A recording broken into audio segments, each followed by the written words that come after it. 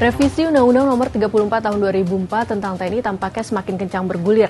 Menteri Pertahanan Syafri Samsudin dalam rapat kerja bersama Komisi 1 DPR Selasa 11 Maret 2025 mengungkap rencana perubahan Undang-Undang TNI, yaitu kementerian dan lembaga yang bisa diisi prajurit aktif. Sekali lagi, prajurit aktif berubah dari 10 menjadi 15 instansi. Loh, kok bukannya berkurang malah bertambah? Apa saja itu? Lalu jika ini benar-benar terrealisasi, bagaimana dampaknya?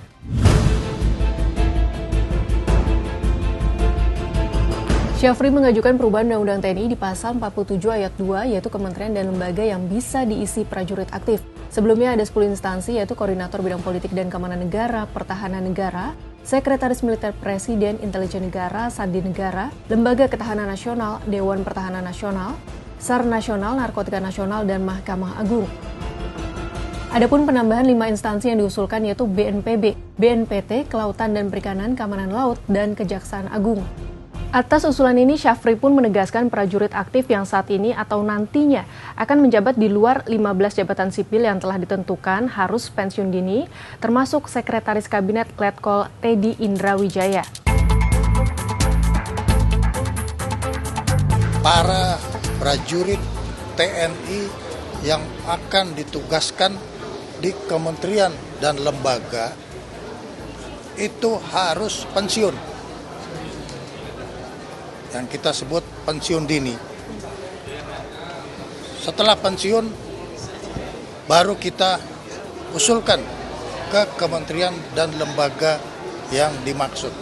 Jadi ada 15, kemudian untuk jabatan-jabatan tertentu lainnya, itu kalau mau ditempatkan dia mesti pensiun. Letkol Teddy yang sekarang jadi sorotan publik karena tidak pensiun. Masuk nggak dalam kategori itu? 15 Ya, kalau masuk di luar kategori itu, ya terkena. Harus pensiun. Ya, pensiun dulu, baru melanjutkan pekerjaan.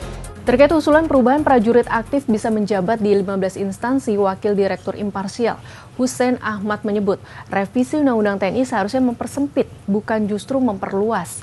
Menurut Hussein, penambahan ini hanya untuk kepentingan politis dan bentuk kegagalan reformasi. Hussein khawatir perluasan jabatan sipil yang diisi oleh prajurit ini bisa mengurangi profesionalitas TNI. Padahal hal ini dibutuhkan untuk bisa menghadapi ancaman pertahanan yang semakin kompleks di era modern. Dalam kondisi seperti ini, penempatan jabatan yang diisi TNI berdampak pada supremasi sipil. Meritokrasi yang memberikan kesempatan pegawai sipil untuk berkarir di bidangnya tidak bisa terwujud karena negara lebih menyerahkannya kepada prajurit militer. Pertanyaan selanjutnya, sebenarnya bagaimana awal ada jabatan sipil masuk ke pasal 47 ayat 2 Undang-Undang Nomor 34 Tahun 2004 tentang TNI.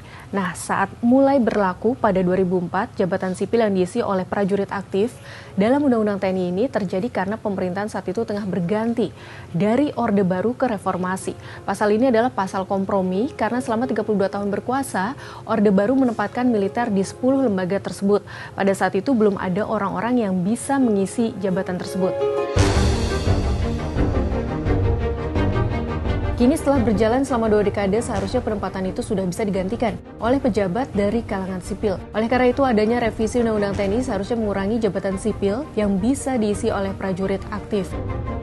Sampai mana rencana perubahan Undang-Undang TNI akan berujung? Dengan banyaknya pro kontra, apakah perjalanannya bakal mulus? Bagaimana menurut sahabat Kompas?